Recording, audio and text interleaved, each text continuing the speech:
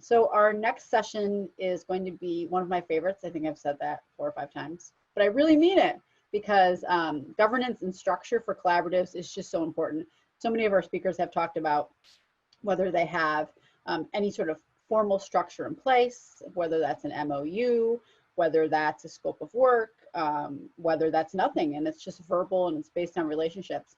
The folks at Resolve Philadelphia have the most sophisticated ongoing collaborative in the United States right now. And I'm so happy that Cassie and Andre from Resolve Philly are here with us today to talk about their work there. And just a reminder again, talk in the chat, questions for Cassie and Andre in the Q&A. And so with that, I think I see you both. You're here. If you're ready, the floor is yours. There, I see Andre. Hey, I can hear you. Hello, everybody. There's no cat, though. No, there's no cat. No Pete. And no hat that we discussed. All right, the floor is yours. Thank you. Saving the hat till later, but okay. Hi. That's quite an introduction in terms of the sophistication of what still is kind of a baby organization in the grand scheme of things. It's nice to be here, and it would be nicer to see all of you, but I trust that you're out there somewhere. I'm going to share my screen because, my friends, we have the hottest jawn on governance you've ever seen for you today. Governance and all things like wonky and pocket protectory are really my bag at Resolve. And it's been really cool to work with our staff, our team, as well as the partners, as we've over the last 2 years navigated building a governance structure that both works for us and also can hopefully serve as a model for other collaboratives. I like to joke that like organizations, collaboration,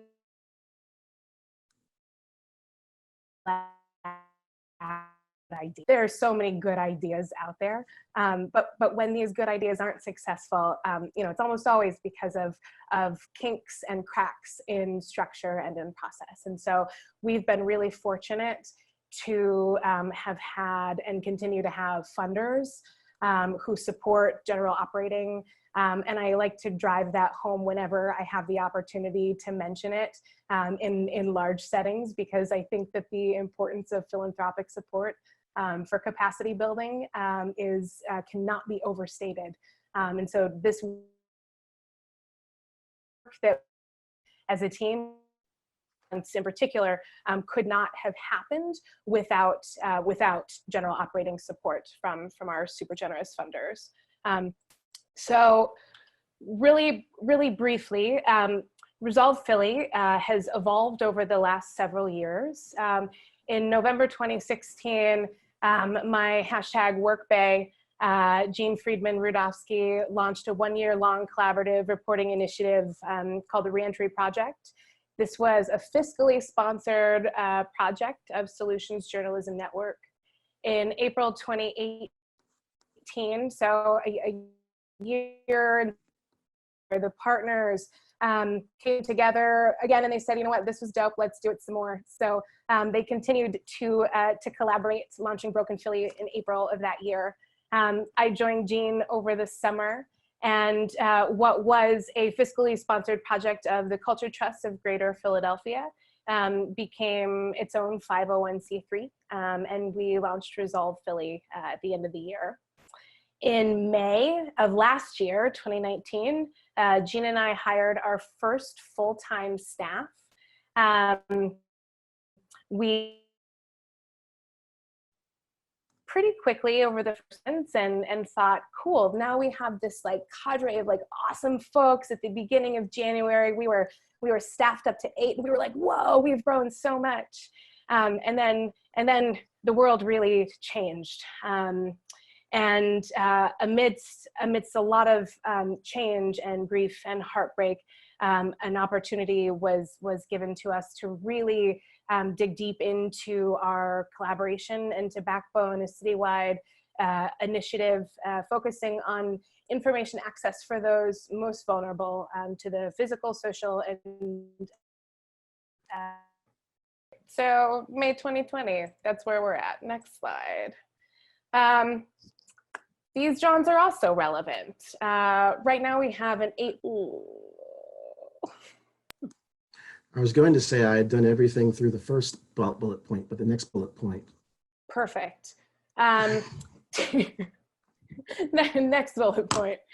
Team-based organizational structure. That's important because we work as a team. I think this is as opposed to either a super flat organizational structure or a real structure based on hierarchy.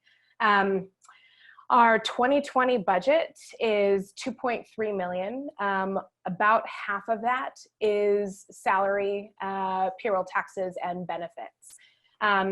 As a note, because again, I also like to plug this where I can too, from an early stage, in fact, from our very first hire, we were able to offer benefits, health insurance. We pay 75% of the coverage for employees. And we cover a number of other benefits as well. And the ability for us to do that is because of that generous operating support from our funders. Right now we have 10 full-time staff, 5 part-time staff, and 2 always paid interns to support our work. This is a flow chart that somebody could probably make better than this, but I made this, and I made the line squiggly because this is still a work in progress. We really invested a lot of time and energy and money in our relationship with our lawyers, with Cheshire Law Group, in building a governance structure that allowed the collaborative decision-making that we had really wanted to preserve as part of how the partners operate, while at the same time certain pieces to the governance of a nonprofit organization that we needed to adhere to. And so the way this works is the Broken Philly partners recommend different financial allocations on projects. Last year, the partners had about $70,000 to spend on collaborative projects. They were in complete control in terms of the recommendations of how that money got spent. It typically isn't a very competitive process because folks are working together. And we'll talk more about that. André will talk more about that in the specific context of our last partner meeting in a little bit. So those recommendations are made to a Broken Philly advisory board. The board is authorized to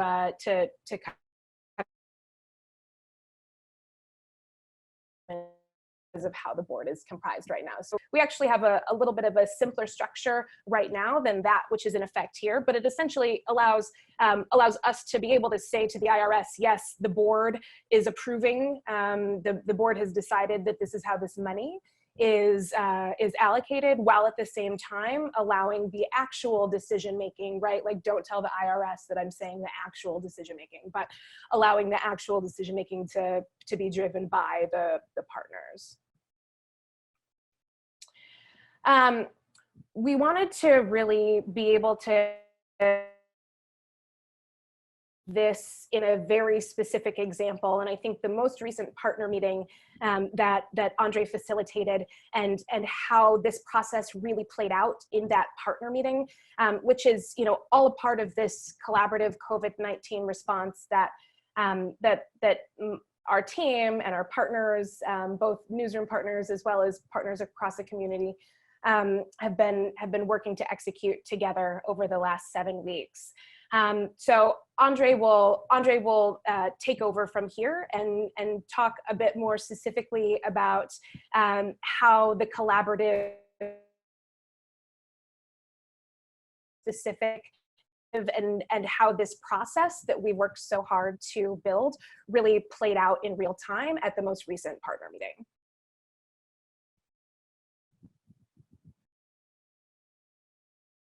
And once you unmute, you'll be good to go. Now I'm unmuted. Thanks, Cassie. So one thing is that this all happened within a 1-week time period.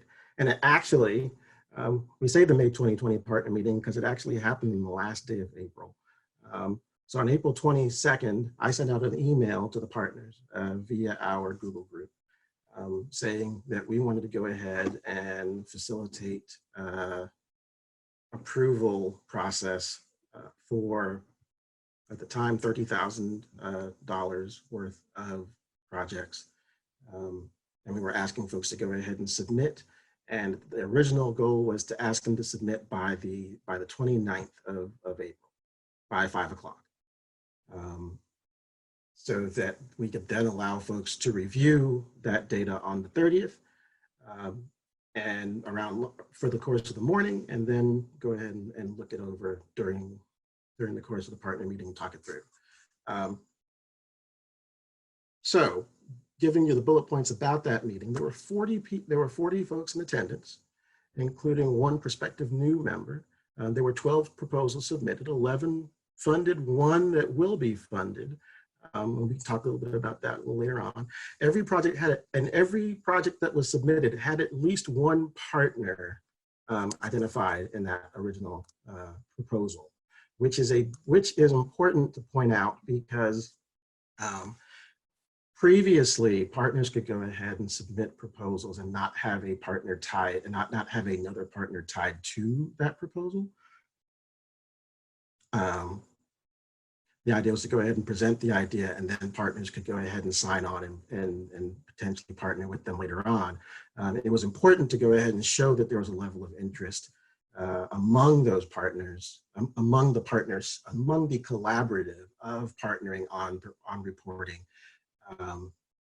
And so we started to ask, and as part of our submission process, we've now made it so that you have to have at least one of the partners involved and identified before you hit send.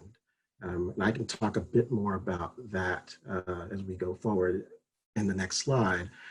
But as you look, before we leave, you'll see that I just said 30,000, and we ended up having about 56,000 total to move. So can we go to the next slide, please? It's not advanced. There you go. There we go. So as you can see, there are those 12 proposals. They range, now a couple of them were from pre-existing projects, and they were simply additional installments of moving the project forward. So one of them would be This American Dream up there. But as this moves forward, we have used Airtable, which I know several of you who have a bingo card are now very happy I used that term. Yes, Stefanie tried to beat me to the punch on that one. So we did use Airtable to go ahead and build out a submission form. That submission form asks for the basic information up there, the title of the project. It allows us to see when that project was submitted, allows us to see which partner representative has gone ahead and submitted the project, the lead partner, additional partners as identified, and then the total amount being requested. And then there's the general information about the summary of what that proposal is, in addition to a breakdown, which is not shown here, of a budget, a very simple budget to be overseen, and then a longer narrative talking about what the goal of the project would be, and how the partners will be working together.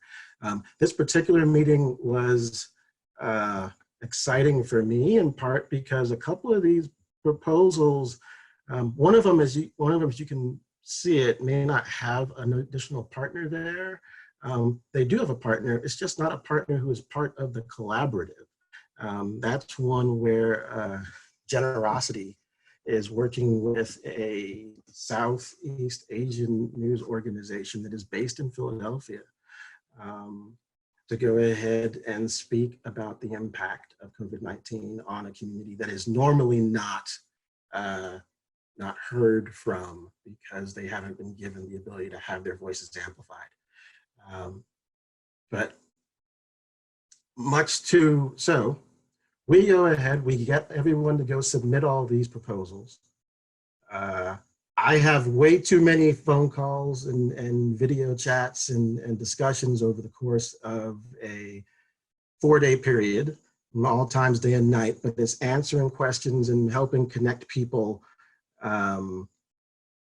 and finding ways so that we can make sure folks are in the best positions to succeed in doing this work. This is a lot like being a Main Street manager or a mall manager. You're really speaking to the various constituents and making sure that they're comfortable with where they are and where other folks might be able to help them out. Then I would like to move to the next slide. Because this shows part of what we get to go ahead and look at on the back end in terms of the individuals. And you'll notice on the far right side of that slide, you will see all the partners that are in the various colors in that last column. Those are the partners who volunteered to join onto this project, onto the various projects after that presentation was made. I think there's one case where there were a couple additional partners, but we just didn't add them. And in one other case, like I said, one other case, actually 2 other cases, there were projects that were already in the pipeline, and we were simply starting to move that process forward. But it shows that, and then in addition to that, it allows us to go and track whether the partners voted to approve those items, the dates that they were recommended to be approved, links to the initial proposal when they're saved. Julie Christie, our data and impact editor, has set it up so that each one of these submissions can be printed off as a PDF, so that if people weren't able to go ahead and view it in the gallery, they could then go ahead and view a copy that they can print off right over everything else. And then dates that the projects will be moving forward. We can also track things like additional reporting requirements as it continues to move through the system of going through the advisory board and then going to the board. There's another form that we would use to go ahead and submit invoices out after approval that allows us to keep track of what's well, part of that is going back to the submission form. The submission form is built and the functionality is currently turned off, but will be turned back on, so that if you try to submit a proposal and you do not have a partner agreement signed and submitted with us, in addition to having a W-9 submitted with us, then you would not be able to go ahead and submit your funding proposal for consideration among the collaborative. It is something that they have chosen to do. That partner agreement is written in a way that allows both sides to see what each side is expecting out of this collaborative partnership. So there's a general portion of the form that just talks about the language that should be used in terms of putting in boilerplate language at the end of every Broken Philly story, in addition to what version of the Broken Philly logo should be made available. On top of that, there's an amendment form where partners have agreed to a certain number of stories on the minimum number of stories that they would have to commit to over the course of a 12-month period, and the minimum number of collaborations. Needless to say, at this point, I believe everybody who is currently a partner has met or exceeded the minimum number of stories labeled for Broken Philly for this calendar year, and it's already May. And then if all of those collaborations were to come through, many of them would actually meet their minimum number of collaborations over the course of the next 12 months. So in this instance, the tool is set up to help facilitate governance that is agreed upon, the shared governance within the partners, in addition to the ability to go and speak with each other by way of Slack and Google groups and emails and text messages and everything else. Let's see. Excellent. So currently we are evaluating this process and figuring out how that moves forward. In part because traditionally collaborative solutions journalism and collaborative journalism as a whole tends to be focused on long-term projects that need to go ahead and spend months and months being reported on. And we're using this in the middle of a global pandemic. We're able to go ahead and do real-time reporting, breaking news, in addition to service journalism and solutions journalism and exploratory journalism. And I think that's something that I'm extremely thrilled to be part of it, and thrilled to go ahead and see how the collaborative has been able to go ahead and embrace it. So we are looking at that in real time. We're also looking at what it means to collaborate outside of publishing, online and in print. So what does it mean when you see us doing artwork, or doing wall installations, or partnering with other organizations that are doing things such as exploring phone trees and open mic nights and things like that. Whether it is within the existing reporting collaborative project or in the COVID project, in terms of thinking about how we get basic information about what people need to know out to them. And it also means building on what our community engagement editor, Derek Kane, has been doing. Normally, he would want to be out there talking to folks face-to-face, one-on-one, and he's had to pivot to, and extremely successfully, into Zoom calls and able to have conversations with folks on the phone, and building in some of that trust that needs to get built back up as we try to build a stronger feedback loop and continuous mechanism moving forward. I think that is all I have at this time. Are there any, I think this is the point where I ask for questions, if I remember correctly. Yes. Yes, you're right. Questions, which we have a lot of questions. We're all geeking out in the chat and online, because getting this behind the scenes view of how things work is just so important, because so many organizations, not just collaborative, so many organizations struggle with this. So this is awesome. We have a bunch of questions in the chat. So if it's cool, Cassie and André, I'll just jump in and start tossing them your way, okay? So Kathy Bass asked, how are collaborative partners chosen, and what happens if someone fails to meet those obligations? Those are good questions. I mean, the real answer is that, you know, in part, that's still evolving too. We have had only a number of opportunities to really consider new partners. And it's been very much on like a case-by-case basis, and a real discussion, not like an application process or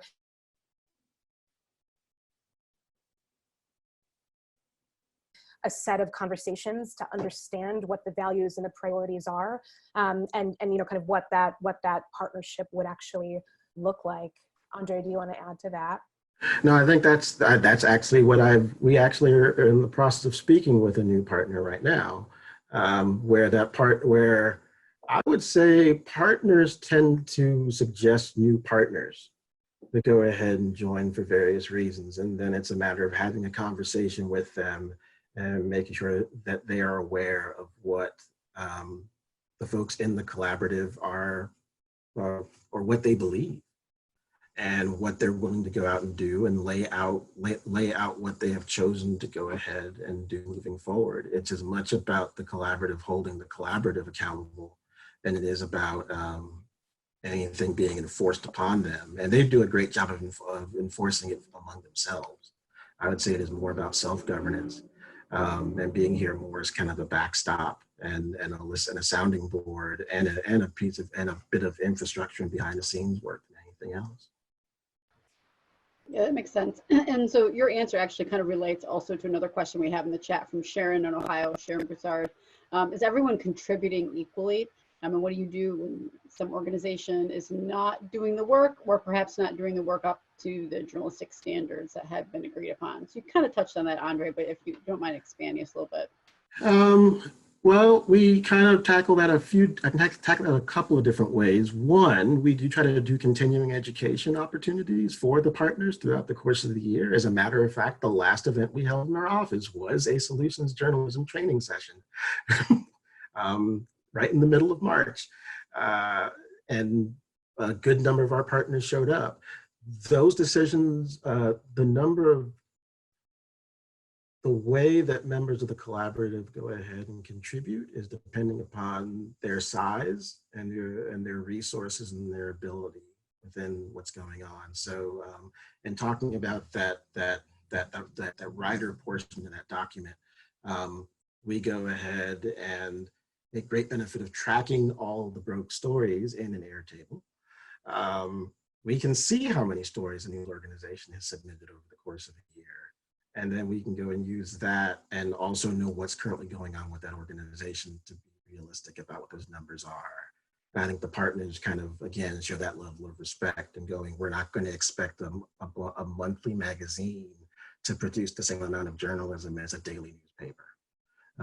Or the same amount as or even expecting them, it's more about being respectful of what's possible among the various organizations. I think also just a note, I mean, equity is one of our values as an organization, and I think equity is one of those values that is the value of many organizations, and how, what that looks like when you're doing the thing every day looks a little bit different. And I think that's one of the things that we're really proud of, and that, the way that the partnerships exist on paper, and also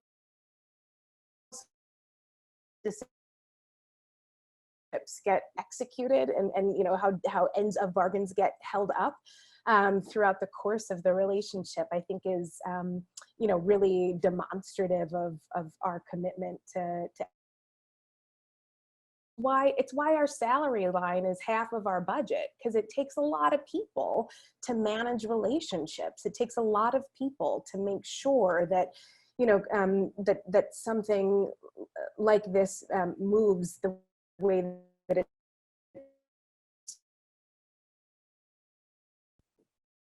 Yep, absolutely, makes total sense. Thank you. So when you showed the slide with your Airtable, everyone was like, oh, we love it. Oh my God. And so Joel and Kaiser asked the question, are you willing to share that template? Or are you interested in even selling a package of your collaborative governance tools, Airtable templates, MOUs, budgets, etc.? Yeah, I think one thing that would be really helpful, Nancy Lane doing some chatting in the chat box, and I had this conversation with Nancy maybe a few months ago, but maybe 5 years ago, I'm not sure. But knowing exactly what are the exact things that are helpful for folks, what are the templates that people want to see, what are the specific functions in Airtable, or we do a lot in Airtable, and that is something that we're always happy to talk about, and have structured some more formal arrangements with different media organizations in how they're using Airtable and how we can support that.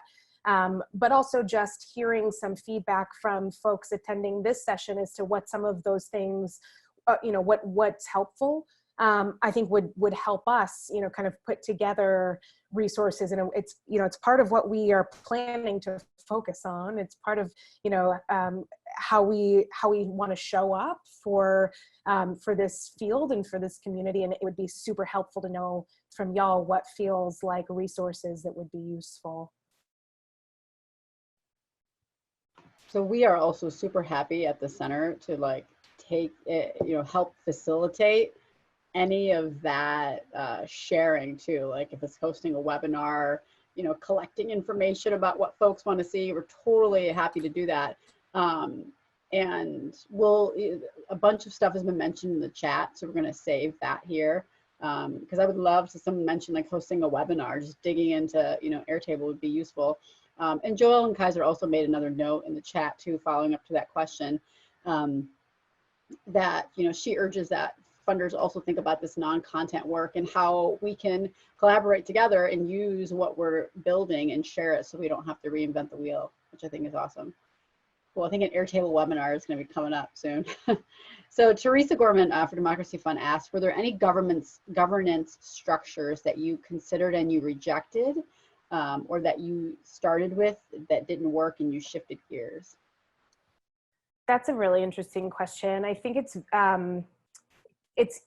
yes, because I think when lots of people start a nonprofit, there's like a very specific place that people's brains go for how that nonprofit looks and how the work gets carried out. So I think it's really easy to kind of start in that space, not coming from a background myself in journalism or in this field that, we all occupy now. Or I didn't know, I didn't understand anything about SJN structure when I first, there wasn't something that I was thinking about there. And I think Jean and I both felt really committed to what Jean had worked to build in terms of the trust and the actual real collaboration, not collaboration on paper, because it wasn't even collaboration on paper yet. It was actually the practice of the collaboration that came first. And so to be able to preserve that, we had to really quickly abandon some of the places that we went to begin with. So I think, tossing out a really involved, to be perfectly candid, tossing out the idea of a super involved board in terms of making the day-to-day decisions, which in our organization involve, allocating money to newsrooms. That's a day-to-day decision in our organization that just couldn't be bogged down with the stickiness of board involvement at that level. And so we needed a process that, involved our board in really substantial, significant, important ways, and not in that space. So, it was, yeah, it wasn't a consideration of something specific and then toss it away, so much as it was a kind of fast realization that nothing that we knew of would be the right thing. We had to start with what we wanted to preserve. Yeah, absolutely. So here's a legal question, probably for you, Cassie. Rick wants to know, do your partner agreements, Rick Thames, this is at Queen's University, wants to know, do your partner agreements specify that the partners will hold each other harmless in the end of legal action indemnity clauses? Language in it in terms of holding resolve harmless. So one of the big changes that we made from the reentry project and the first couple of years of Broke to now was switching from an MOU that all of the partners signed on to, right? Like a memorandum that everyone said, yes, we agree to be partners on this project, So we moved away from that and we shifted towards a bilateral agreement between Resolve and a newsroom. And so there's nothing in the agreement that deals with other partners, right? Because it's just an agreement between Resolve Philly and the newsroom. And so we hold, I mean, from a kind of like insurance and operations standpoint, we have our own media liability coverage. It's probably similar to many of the newsrooms that y'all work for, and we're not actually a publisher, right? And so we do have like a mutual hold harmless clause that, but it's just between the two of us, or those two parties. Yeah, the fact that you have your own media liability insurance Resolve is a really important point. Yeah. That we haven't really touched on yet. That I think you may be one of the very few collaboratives in the country. I think Coast Alaska and a couple of the longer term ones have such, but most, are not there yet. So that is really important. Also on that same thread, so Diana asked, when indemnity and content licensing agreements have to be signed, how do you keep those interactions from feeling transactional if you're still building relationships among the partners? I'm not quite sure that I understand that question. Andre, you look like you have a thought, so you wanna handle that one?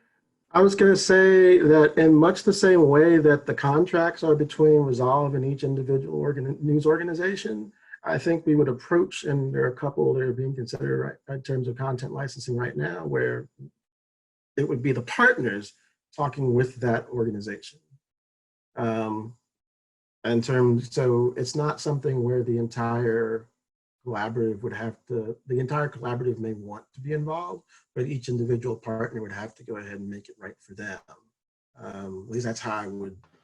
Yeah, I think part of what Diane is getting at too is just that, like in your case, your organizations that are involved, they all had relationships from Broke, right? They had already developed those relationships. In other newer collaboratives, if it show up, oh, before you get in, sign this document, and that I think if I'm interpreting Diana correctly, that's what you were trying to get at, which is a little different because we had Broke before we had, this. Yeah.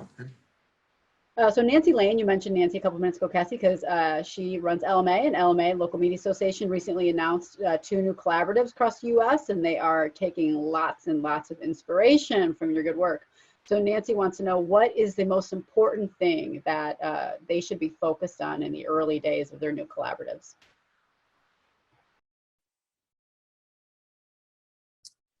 I just am #workbay. Jean is slacking me right now and would like me to add one more point, that the original MOU for the reentry project was written by the reps from the newsrooms.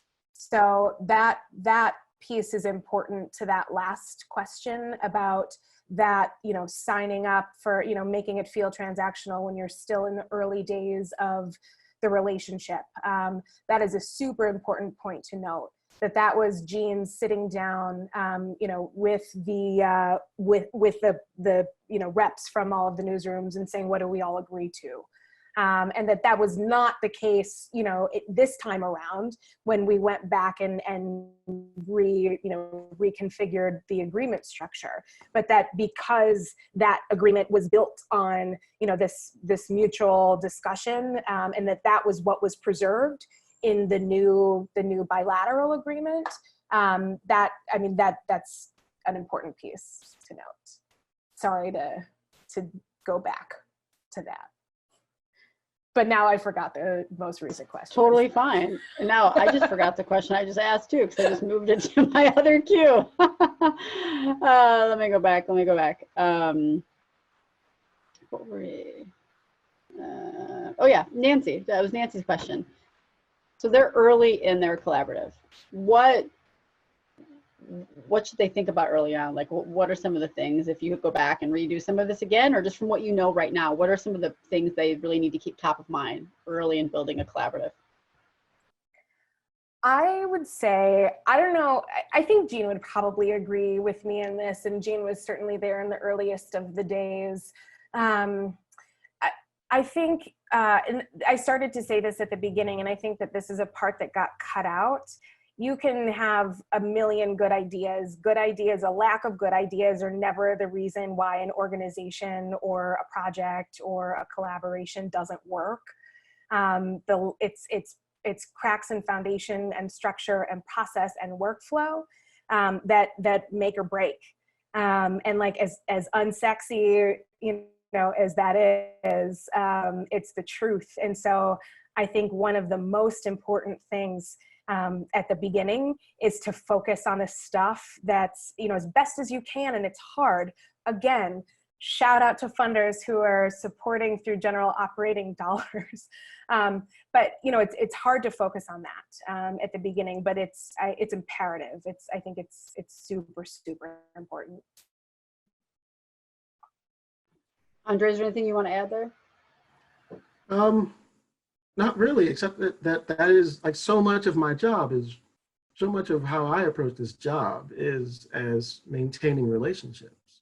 You're really just you are maintaining relationships between the organization and the newsrooms, but also among the newsrooms, and being able to keep in mind what everybody's working on and how they're wanting to move forward. And then what might work great one time might not work great another time. I talk about it a lot more like it's I used to be in economic development in Main Street, and I talk about being that same way. You're very much needing to go out often. So right now it is somewhat frustrating that I can't go out and talk to partners, but I still am talking to partners in Slack groups and everything else, because it is important to keep that line of communication open. And that allows for anything, that level of trust and communication is the building block of anything that we do now and moving forward. Yep, absolutely. That makes sense. Both of your backgrounds are so interesting to me too. So many folks who are joining collaboratives have journalist backgrounds, but Cassie, you're an attorney, and André used to work in economic development. And so I think that the skills that you both bring from those previous careers probably make a really positive difference too in your work. So Amy Jo Brown asked another question that relates to funding, which I think is an important one, and one that we've heard during different sessions. And I think you two are probably among the best to address it. So she asked, how are you addressing the resource differences between, say, the INCI versus smaller outlets? And how has that thinking evolved over your time working together? Like, have you considered paying smaller outlets for their staff work on a project outside of project funding, or allowed them to include staff salary in their funding requests? The answer is yes. The way that we think about the differences in resources is transparently and openly with our partners, and also recognizing that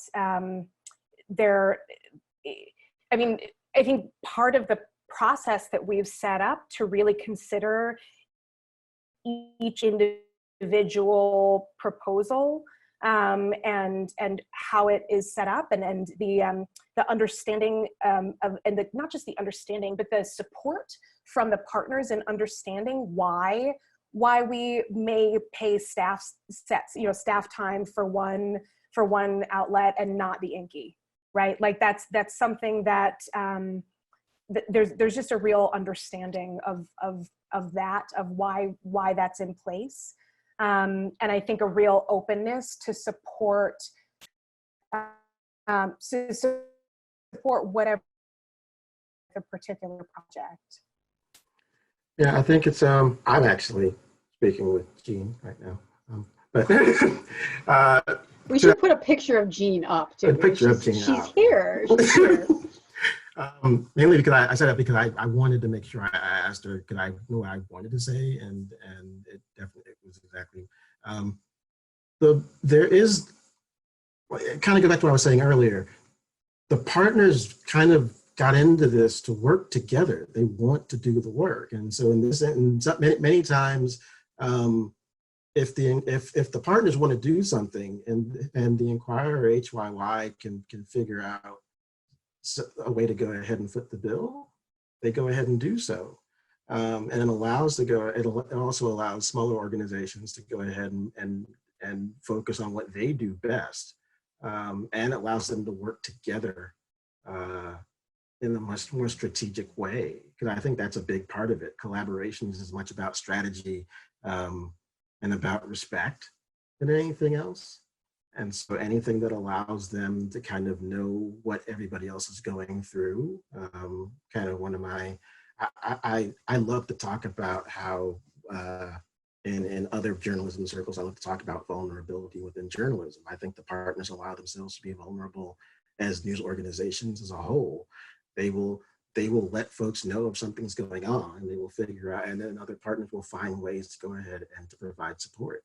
But they don't necessarily ask for it. They ask for what they need. They don't ask for more than what they need. I think that's a testament to what they believe in and setting us up in the first place.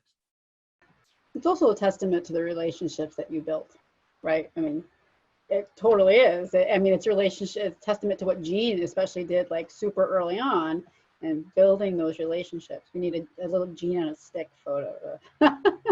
There she is. Yay, she's here. Awesome. So Tom DeLesio in New Jersey asks, thank you for mentioning that half your budget is administration because collaboration requires people. So he wants to know, did you have any pushback on funders that so much funding would go toward operational costs? I think it was a challenge at first to get comfortable with how we were talking about it and how we were approaching fundraising in general as an organization. I think, you know, we delivered, to be perfectly honest. I mean, to be in a position to say we want, you know, X amount of money to do this thing, and this is what we're going to spend it on, and then we do the thing. You know, I think that has also helped, and we're fortunate to be in a position where it's less of a battle to say, you know, this is what we need, and in fact have some core funding from Independence Public Media Foundation, from Knight Foundation, from the Lenfest Institute that really, you know, that really supports what we're doing in a holistic way. I think there's a real understanding, and also maybe a bit of a shift in philanthropy over the last few years, that, you know, something that I've seen within this field and also outside of this field, where there is, you know, a willingness to really appreciate, wow, okay, this takes people, and wow, just because, you know, you're working for a nonprofit doesn't mean you should get paid half what you would get paid if you were working, you know, in a for-profit business, or, you know, because you're doing it out of the goodness of your heart. You know, I think we've made a case for compensating people. We've made a case for providing benefits, it's been, I think, a good exercise for us to get comfortable with demonstrating the importance of that, and I think we've been successful.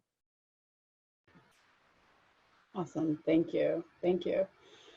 So we've got about 10 minutes. We have a few more questions, so we're going to get through as many as we possibly can. So Courtney Bengston from in Wichita asks, from a reporting perspective for your grantors, is the information that you collect in Airtable used in any way to share back what, you know, the work that you're doing? I see big yeses.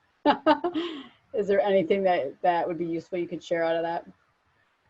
I mean, the reporting features in Airtable are tight. It makes it so easy to just, I want to share this information, you know, like bloop, bloop, bloop, these columns in a PDF, here you go.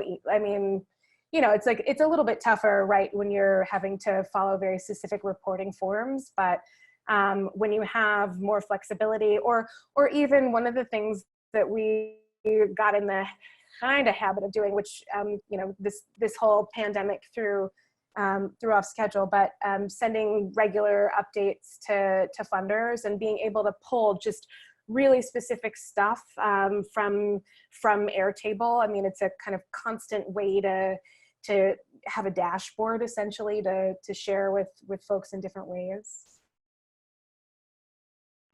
Yeah, absolutely. And a bunch of people in the chat have asked for a webinar. So if you all are willing to do like a webinar just talking about Airtable sometime over the next few months, I would, I'd love to help you facilitate that. We do a lot of connection between Zapier and Airtable and other, Yeah, we do too. yeah, which is awesome.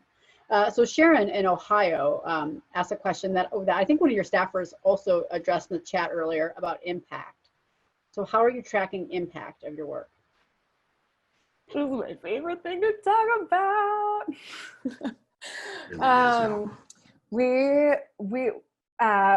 Oh man, do we love impact. We track impact in a number of ways. And I think there's, there's the qualitative stuff that you just don't know its impact when it's happening, but you look back and you're like, man, if it wasn't for that one conversation, if it wasn't for that one article, if it wasn't for that one thing, this wouldn't have happened. And so we use Airtable to track this type of impact through a system that we have been is just a constantly evolving, amazing system, and it's tied into all of the rest of it. So all of the reporting that comes out of the collaborative is in this same Airtable base. We have a lot of linked records. Being able to say, oh, I had this one conversation with so-and-so, and then Derek had a conversation with this person, and then the Inquirer wrote this piece, and then Billy Penn did this thing, and then all of a sudden, this change happened, this piece of impact, our neighbors were affected in this way. So that's one piece of it.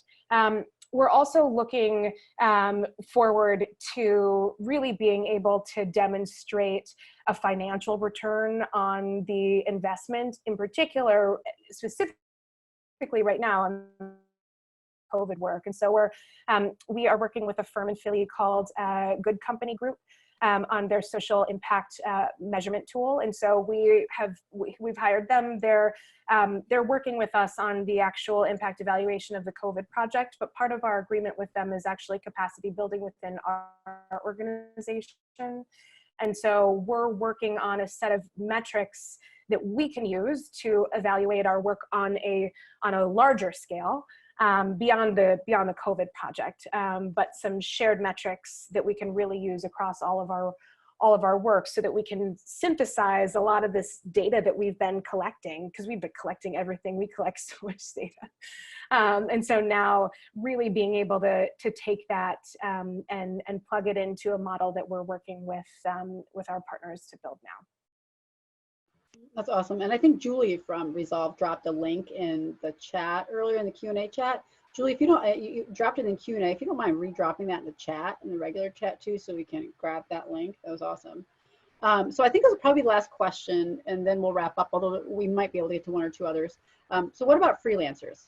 Talk to us about how you do or don't work with freelancers or independent journalists through Resolve. We do not, as we just said, we are not a news organization. However, what has tended to happen is freelancers will reach out to us as an organization, and then we'll try to connect them with one of our partners. And it's even the same way in terms of getting story ideas in general. If somebody has a story idea, they send it in to us, we will pass it along. Either we'll send it to the entire group, or if we know specifically, My Green Philly will work on this, or Your Philly Black News will work on this one, or Billy Penn will work on this one, we'll go ahead and reach out to those particular organizations and then make sure that they get connected and move forward.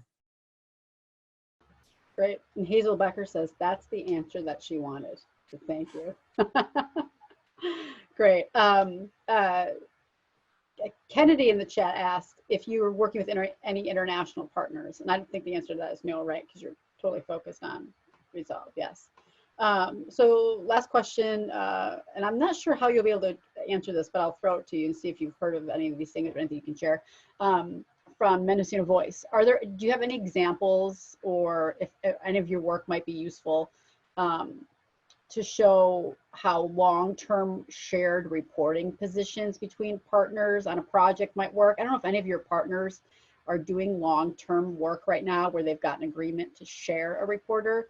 she mentions that because I'm guessing this is Kate, although it says Mendo Voice Publisher, because they're an online local news org sharing an RFA position with public media. So do you know if maybe if any of your partners have between themselves their own shared agreements or anything outside the collaborative? I don't know of any shared among partners specifically. I know that part of our team is a shared solutions journalism investigative reporter who is available to the members of the collaborative. And then not just in terms of doing reporting on stories. Steve Volk is currently focusing on foster care in addition to long form pieces and short term pieces. And in that instance, the partners have been able to build some great relationships with Steve in terms of continuing to go ahead and do follow-up pieces. I don't know of anything regarding individuals. I know some of our partners have gotten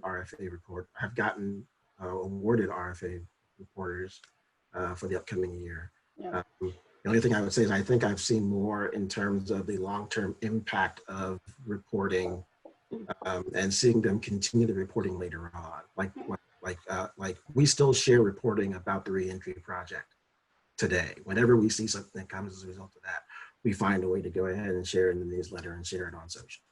Yeah, just super last question, although we're out of time, from Linda Miller, who's asked some great questions today. Do you set impact goals at the beginning with your partners? I started nodding before I heard with your partners. That's why. Or just impact goals, and not necessarily with your partners, but just impact goals. Like impact is something that everyone's trying to figure out how to properly track and how to do it in a way that's meaningful. And so just if you can talk for 60 seconds or so about how you would determine that at the beginning before you do work. This is the first time with this collaborative COVID response that we're really setting out quantitative measurements at the outset of a project. And so that's been an interesting process for us. We set a lot of qualitative impact goals. And in terms of the types of stories that we want to see, the number of collaborations that are happening, those are definitely pieces that we set inside, or terms of that we set internally. But in terms of like impact and that quantitative, we want to reach X folks over Y time period. That's something that we're doing right now for the first time. Awesome, thank you. Thank you to you both. We could keep this conversation going for a while. I know there's my cute little bear dog. I don't know what it is. Joe made it, but thank you. This is awesome.